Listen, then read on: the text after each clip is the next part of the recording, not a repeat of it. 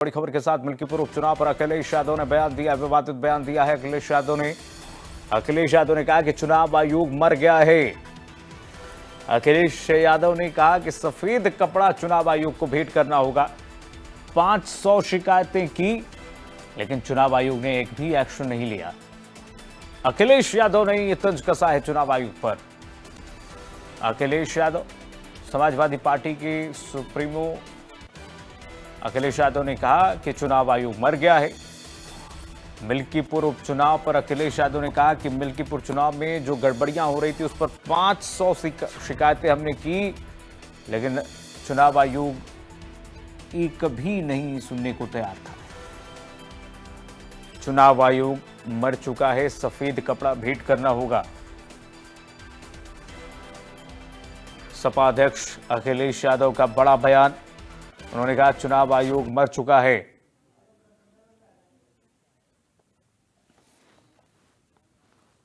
BJP का चुनाव लड़ने का तरीका है, चुनाव आयोग मर गया है। सफेद कपड़ा जो होता है वो हमें भेंट करना पड़ेगा।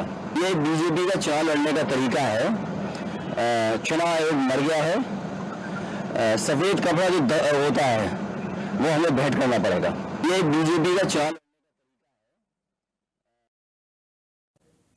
तो अखिलेश यादव देखिए कह रहे हैं कि चुनाव आयोग मर गया है, चुनाव आयोग को सफेद कपड़ा भेंट करना होगा। चुनाव आयोग से मिल्कीपुर उपचुनाव पर हमने कई बार शिकायतें की, करीब 500 शिकायतें की गई हैं समाजवादी पार्टी की तरफ से, लेकिन चुनाव आयोग ने एक भी एक्शन नहीं लिया। चुनाव आयोग सुनने को ही नहीं तैयार था। तो आप देखिए कि चुनाव आयोग बिल्कुल मर चुका है। चुनाव आयोग के पास कोई संवेदना ही नहीं है। चुनाव आयोग कोई संज्ञान लेने के लिए तैयार ही नहीं है। सिर्फ सत्ता पक्ष की सुन रहा है चुनाव आयोग।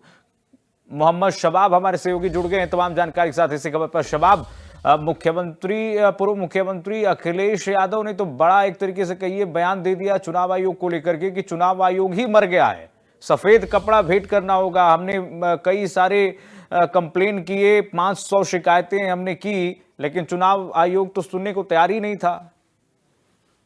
तो बिल्कुल देखिए, ये अखिलेश यादव एक तरीके से कह सकते हैं आपकी इरिटेट हो गए हैं, क्योंकि वो लगातार भारत निर्वाचन आयोग से इस चुनाव से जुड़ी हुई शिकायतें और तमाम उनके जो प्रदेश अध्यक्ष हैं वो भारत निर्वाचन आयोग के अफसरों से मिल रहे हैं। कल भी जब पोलिंग हो रही थी तब भी भारत निर्वाचन आयोग को समाजवादी पार्टी की तरफ से 90 से ज्यादा शिकायतें सिर्फ एक दिन में की गई हैं। आप सोचिए, सुबह 7 बजे से जब से पोलिंग शुरू हुई उसके बाद से शाम को 6 बजे तक के इस मतदान के दौरान समाजवादी पार्टी की तरफ से 90 से ज्यादा शिकायतें अलग अलग तरीके से की गई। कहीं पर ईवीएम खराब होने की, कहीं पर बोगस वोटिंग होने की, और कई बार जो है वहां पर बहुत सारे पत्रकार जो मौजूद थे, जो सोशल मीडिया के माध्यम से वहां पर तमाम चीजें दिखा बना रहे थे बोगस वोटिंग की और तमाम चीजों की, उसको लेकर के भी समाजवादी पार्टी लगातार भारत निर्वाचन आयोग से इस मामले में संज्ञान लेने की बात कहती रही।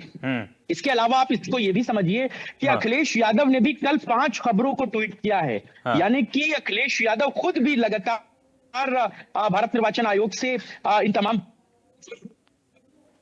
गड़बड़ियों की बात कहते रहे हैं। तो ये सारी बातें ये बताती हैं कि कहीं ना कहीं यादव हाथ हैं भारत निर्वाचन आयोग के काम करने के तौर तरीके से, और जिस तरीके से भारत निर्वाचन आयोग की पूरे मामले को लेकर के निष्क्रियता बनी रही, वो कहीं ना कहीं अखिलेश यादव के मुताबिक सवालों के घेरे में है। अखिलेश यादव ने पहले एक फोटो ट्वीट की थी जिसमें एक पुलिसकर्मी मतदान केंद्र के अंदर जो है वो एक मतदाता का पहचान पत्र चेक कर रहा था।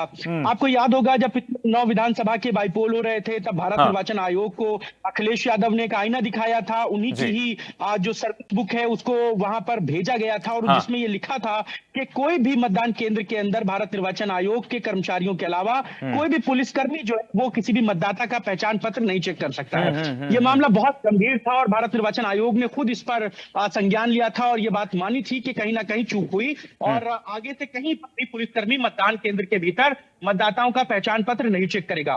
लेकिन कल जब अखिलेश यादव ने एक बार फिर से इस तस्वीर को पोस्ट किया, उसके बाद भारत निर्वाचन आयोग की तरफ से तो कोई सफाई नहीं आई, बल्कि अयोध्या के जो कप्तान हैं उन्होंने इस मामले में मीडिया से जरूर बात की। उन्होंने कहा कि देखिए, ये किसी मतदाता का पहचान पत्र नहीं चेक हो रहा था, बल्कि ये पॉलिटिकल पार्टी के ही एजेंट थे जो मतदान केंद्र के अंदर थे, उनकी आईडी चेक की जा रही थी कि वो कैसे यहाँ पर बैठे हैं। अब इस पर भी बड़े सारे सवाल हैं कि अगर कोई मतदाता नहीं है तो वो मतदान केंद्र के अंदर कैसे पहुंच गया, कोई भी तो फिर आपके पुलिस वाले बाहर क्या कर रहे थे, उन्होंने बाहर क्यों नहीं चेक किया। समाजवादी पार्टी की तरफ से इस तरीके की तमाम शिकायतें की गई। तो लबोलुआब ये निकलता है कि जब बार बार एक ही चीज होती है और लगातार किसी चीज को लेकर के किसी से आप शिकायत कीजिए और जब फिर वो उस मामले में संज्ञान नहीं ले, उस पर कोई ध्यान न दे, तो फिर जो है वो चीजें साफ तौर से गुस्से का शिकार बनती हैं। और आज अखिलेश यादव दिल्ली में इसी बात को, गुस्से में जो बात है वो कह रहे हैं। अब भारत निर्वाचन आयोग इन तमाम मामलों को कैसे लेता है, समाजवादी पार्टी की शिकायतों को कैसे लेता है, अखिलेश यादव की टिप्पणी को कैसे लेता है, ये देखने वाली बात है। लेकिन शबाब देखिए, अखिलेश यादव जैसे बड़े नेता, समाजवादी पार्टी के सुप्रीमो और दो बार एक तरीके से कहिए कि मुख्यमंत्री पद की उन्होंने जिम्मेदारी जो संभाली है, मुख्यमंत्री पद की जो जिम्मेदारी उन्होंने संभाली, ऐसे बड़े नेता का इस तरीके से चुनाव आयोग पर इस तरीके से गंभीर टिप्पणी करना, इस तरीके से बातें करना, चुनाव आयोग को भी इसमें संज्ञान लेना चाहिए कि भाई अखिलेश यादव कुछ कह रहे हैं तो जरूर उसमें कुछ ना कुछ गड़बड़ियां हैं, या फिर अखिलेश यादव और समाजवादी पार्टी को लग रहा है कि मिल्कीपुर उपचुनाव जो है उसमें कुछ ना कुछ गड़बड़ी हुई है, समाजवादी पार्टी इस वक्त लो कॉन्फिडेंस में है क्या?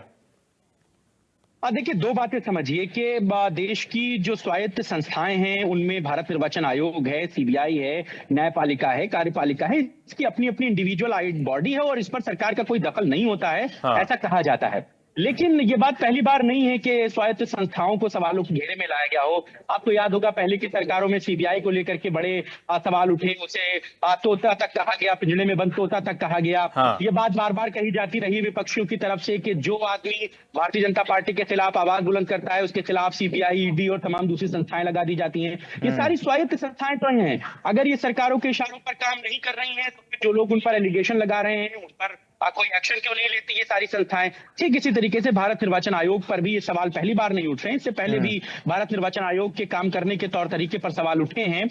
जब मिल्कीपुर का चुनाव अनाउंस नहीं हुआ था तब भी ये बातें समाजवादी पार्टी की तरफ से बार बार कही गई थी कि आपको जो है किस बात का डर है, और जब दिल्ली से ही आप गवर्न हो रहे हैं, आपने चुनाव अनाउंस नहीं किया तो इसके पीछे कारण बताइए। अच्छा, भारत निर्वाचन आयोग ने जब इस पर कारण भी बताया तो वो भी ऐसा कारण बताया जिसको हजम नहीं किया जा सकता। भारत निर्वाचन आयोग ने मिल्कीपुर का चुनाव अनाउंस न करने के पीछे ये बात कही कि वहां पर मामला कोर्ट में चल रहा है, इसलिए इस मामले पर हम चुनाव नहीं ऐलान कर रहे हैं। जबकि ठीक उसी समय उसी 10 विधानसभा की सीटों में आपको बताऊं कि कानपुर की जो सीसामऊ सीट थी उस पर भी जो इरफान सोलंकी जेल में थे, उनके मामले में भी कोर्ट में ही मामला चल रहा था। तो अगर भारत निर्वाचन आयोग मिल्कीपुर में चुनाव नहीं कराने के पीछे कोर्ट का हवाला दे सकता है तो फिर सीसामऊ में क्यों करा दिया? इस बात को लेकर के समाजवादी पार्टी लगातार सवाल उठाती रही।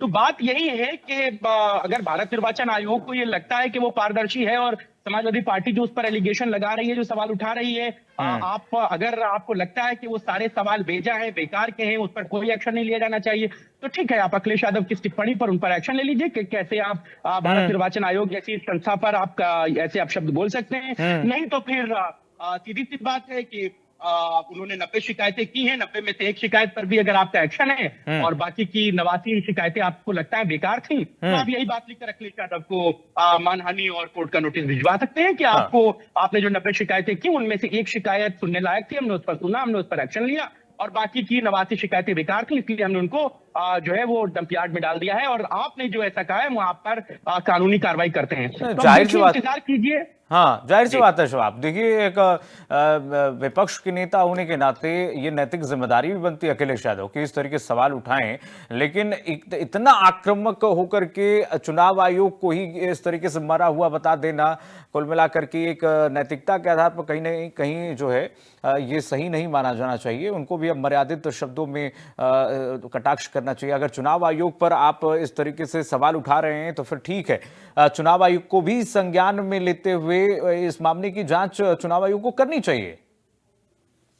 बिल्कुल, देखिए, अब राजनीति में टिप्पणियों की कोई जो है वो स्तर रह नहीं गया है, ये बात आप जानते हैं। जब संसद में रमेश बिधूड़ी गाली दे सकते हैं, रमेश बिधूड़ी दिल्ली की मुख्यमंत्री के गाल की तरह सड़कें बनाने की बात प्रियंका कर सकते गांधी हैं, जब को लेकर के। पार्लियामेंट में तमाम तरीके की बातें की जा सकती हैं, बहुत सारे अपशब्द कहे जा सकते हैं, तो फिर अब राजनेता जब देश के सबसे बड़े मंदिर में इस तरीके की बातें कह सकते हैं, तो फिर सड़कों पर बिल्कुल। वो क्या कहेंगे इसका कोई भी हम लोग आंकलन नहीं कर सकते। निश्चित तौर पर मर्यादा रहनी चाहिए, लेकिन ये बात दोनों तरफ से होनी नहीं, चाहिए। चुनाव आयोग को भी सीधे संज्ञान तौर- लेने चाहिए शबाब कि किस तरीके से अगर एक बड़ा नेता इस तरह के सवाल उठा रहे हैं, मिल्कीपुर में जो गड़बड़ियां हुई हैं, कह रहे हैं गड़बड़ी हुई है, तो भाई वहां पर निष्पक्ष जांच कराइए और दूध का दूध पानी का पानी कराइए। चलिए शबाब, बहुत शुक्रिया तमाम जानकारी साझा करने के लिए।